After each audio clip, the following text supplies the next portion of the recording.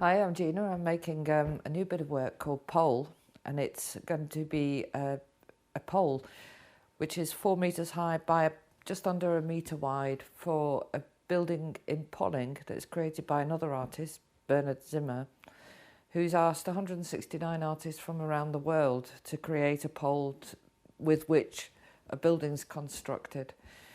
And I've taken ideas from a lot of my past work about capturing motion in time and the human body and dancers and kind of airborne imagery to some extent of dancers, and mix that with the sculptural forms in three-dimensional scanning over time or surface scanning to create a pillar made of kind of semi-abstracted figures of pole dancers in motion over time. So you imagine the sculptural form captures the volume of the time motion movement or the ghosted movement.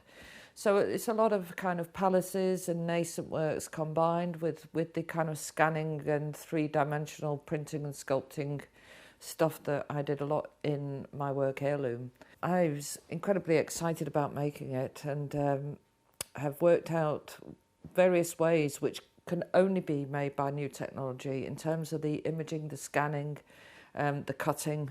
So it'd be cut by robots in 4 separate pieces. It's not structural, so it's clad around a structural concrete pillar in the building, and that's due to be opened sometime late April this year in 2020. Finally, we're on our way to Brighton to work with a company, Iona, who I've worked with for a number of years on different projects. It's going to be the dancer. Twisted. Then you've got the jigsaw. The little bits to fit in the jigsaw. Hi, my name's Matt. I'm working with Gina to create a sort of three-dimensional sculpture using sort of computer graphics. We're using scan data from Iona, one of the performers, and we're scanning that data, and then I'm recreating, based on her drawings, a sort of three-dimensional digital sculpture which wraps the figure around a column. It's about 3.5 metres tall, 3.9 metres tall. And then we're going to make that and produce it using 3D milling techniques, which is then going to be installed as part of a larger installation. If there's something slower, like... Yeah, I mean, it seemed like if maybe you should just try and hit it when you see the pose you like, because that was getting some really interesting. You directing a pose and saying when you're ready, you're in the pose. Because we've got lots of legs to work and torso, but we haven't got a lot of long arms to work. No.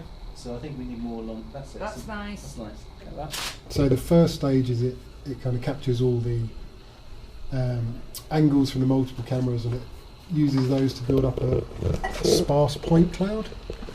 So you'll see there's a lot of little coloured dots in space, and then the second stage is it will take the sparse point cloud and make it into a dense point cloud, which just uses a lot more points, and it starts to look like your object. You can design as much in your head what you want it to look like at the end, but if you don't go with the flow of the possibilities and the people on board, then you're kind of limiting yourself, and you might as well be doing colour by numbers. So I think what we've got here is like working with a group of people who are all expert at improvisation is pretty good. And just getting the incredible and extraordinary poses that Iona can do, and seeing them in 3D form, they absolutely look beautiful. And now it's finding ways of where we can actually work with the system and the artefacts that it's offering up to make that part of an intrinsic to the final product, rather than trying to camouflage them or smooth them over. And it's putting those, like at the moment we've got a few poses that are core poses. Mm-hmm. We want to keep Iona the same size as what she is, so true to life form. We've got 3.9 metres to cover in terms of height. So that's probably about 2.5 times Iona, isn't it? 3 times Iona, say 2.5 times Iona. 3, yeah. With some different poses, obviously there's about 4 times. So we're looking at kind of getting about 5 core poses, and now once we've got those, it gives us enough room to play and experiment with the artefacts that are thrown up by fast motion.